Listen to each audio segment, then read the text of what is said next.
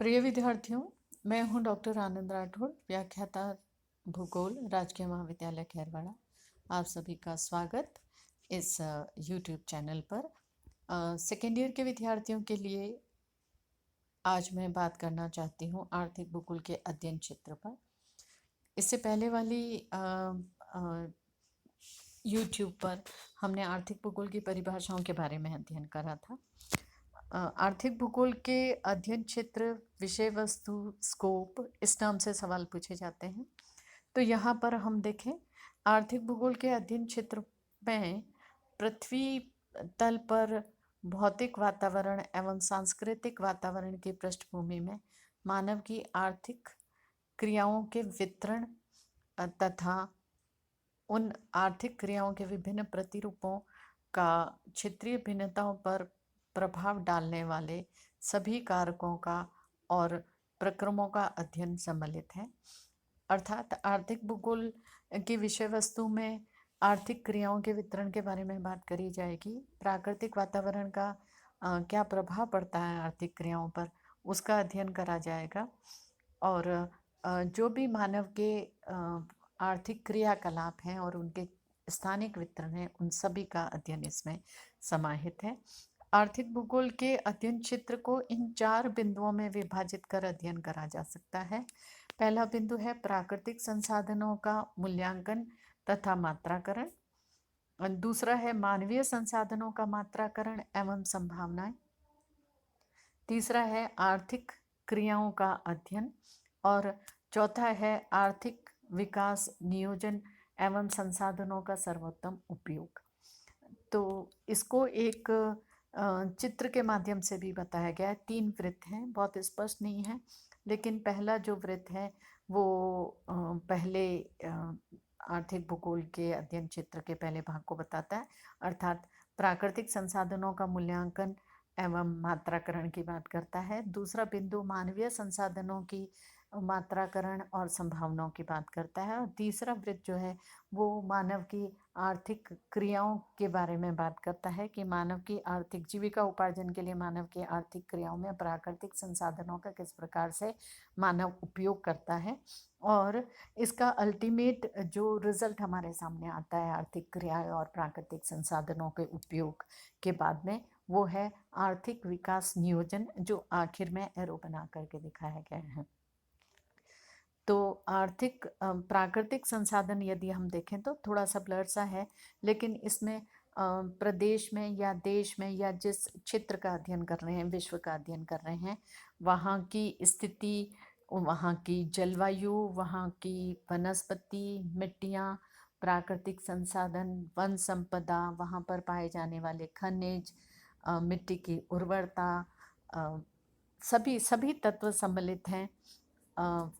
किस प्रकार से वो मानव के जीविका उपार्जन में अपना सहयोग दे सकते हैं। तो विभिन्न प्रकार के जो प्राकृतिक संसाधन क्षेत्र विशेष पर पाए जाते हैं, उसका अध्ययन करना, मूल्यांकन करना और उसका मात्राकरण आवश्यक है।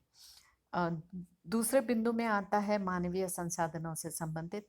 इसमें भी क्षेत्र या देश प्रदेश की, देशों की, विश्व भर की जनसंख्या, उनका घनत्व, उनकी विशेषताएं, क्षमताएं और जनसंख्या के जो अध्ययन के जो विभिन्न तत्व हैं, जैसे नर नारी अनुपात है, आयु वर्ग है, जनता की शिक्षा है, तकनीकी प्रगति है, ग्रामीण नगरीय अनुपात आदि, ये सारे अध्ययन इसके अंतर्गत करे जाएंगे। साथ ही साथ में जीवन यापन के स्तर तथा वहाँ की सांस्कृतिक पृष्ठभूमि का भी अध्ययन मानवीय संसाधन के अंतर्गत करा जाता है। तो उसमें संभावनाओं का, मानव किस प्रकार की तकनीकी विकास के स्तर पर है, उसका अध्ययन अपने आप आ जाता है। और फिर है आर्थिक क्रियाओं का अध्ययन। अब आर्थिक क्रियाओं के अध्ययन को यूं तो प्राथमिक क्रियाएं, द्वितीय क्रियाएं, तृतीय आर्थिक क्रियाएं, उसमें भी वर्गीकरण करके अध्ययन करा जाता है। और यहाँ पर हम उसके सभी पक्षों के बारे में बात करते हैं। तो कुछ बिंदु में बता रखा है इसमें, जैसे आर्थिक क्रियाओं का स्थानिक या क्षेत्रीय वितरण, उनकी अवस्थिति, विशेषताएं, आर्थिक क्रियाओं के वर्गीकरण जो प्राथमिक, द्वितीय, तृतीय बता रही थी मैं। फिर आर्थिक क्रियाओं के अन्य घटनाओं से संबंधित, जैसे औद्योगिकरण हुआ या कहीं पर विशेष प्रकार की खनिज तत्व उपलब्ध हुए तो उस पर ये संबंधित है। उनके सांस्कृतिक पक्ष कैसे हैं। एक और है यहाँ पर आर्थिक भूदृश्य, इकोनॉमिक लैंडस्केप की संकल्पना, मतलब आर्थिक क्रियाओं के परिणाम स्वरूप जो पृथ्वी की सतह पर भूस्वरूप बन जाते हैं, जैसे खेत, नहर या इंडस्ट्री का बनना आदि, तो इन्हें अपन इकोनॉमिक लैंडस्केप कहते हैं। आर्थिक क्रियाओं के परिणाम स्वरूप धरातलीय स्वरूप में परिवर्तन आ जाना। आर्थिक उन्नति का स्तर, स्थानिक संगठन, प्रादेशिक आर्थिक विकास का अध्ययन, ये आर्थिक क्रियाओं में सम्मिलित है। और इसका जो चौथा पक्ष है बहुत महत्वपूर्ण है वर्तमान परिस्थितियों के लिए भी, वो है आर्थिक विकास नियोजन और संसाधनों का सर्वोत्तम उपयोग। हमने पाया है कि जैसे जैसे मानव ने प्रगति करी है, प्राकृतिक संसाधनों का जो उपयोग है वो इतना तेजी से करा है कि प्राकृतिक संसाधनों में कमी आ गई है। तो अब अध्ययन इस बात पर किया जाता है कि प्राकृतिक संसाधन संरक्षण के क्या उपाय किए जाए। ये भी आर्थिक भूगोल के विषय वस्तु में समाहित है, उसकी परिभाषा में समाहित है आर्थिक भूगोल की। तो इनका न्यूनतम उपयोग से अधिकतम लाभ प्राप्ति के उपाय किए जाएं ताकि भविष्य में आगे आने वाली पीढ़ी के लिए संसाधन उपलब्ध रहे। जैसे पेट्रोलियम आदि के उदाहरण यहाँ पर दे रखे हैं। आर्थिक भूगोल पर पड़ने वाले इन प्राकृतिक वातावरण परिवर्तन से संबंधित कारकों का अध्ययन भी महत्वपूर्ण माना जाता है। हम आर्थिक विकास का नियोजन करें कि कितने संसाधन का उपयोग क्या करा जाएगा और वेस्टेजेस नहीं करें, सतत विकास की ओर जाएं। जिस स्तर पर मानव ने अभी अपने आप को ला रखा है, हमें उसके पीछे नहीं जाना है, सतत विकास, निरंतर विकास की ओर जाना है। तो ये सारे बिंदु आर्थिक भूगोल के विषय वस्तु में समाहित हैं।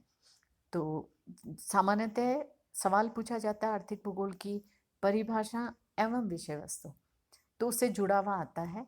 दोनों को आप इस तरह से अपने नोट्स बनाएं, या आर्थिक भूगोल की परिभाषा और अन्य विज्ञानों से संबंध, जो अगली क्लास में मैं बात करूंगी। तो ये सब था इस आर्थिक भूगोल की अध्ययन क्षेत्र से संबंधित। धन्यवाद।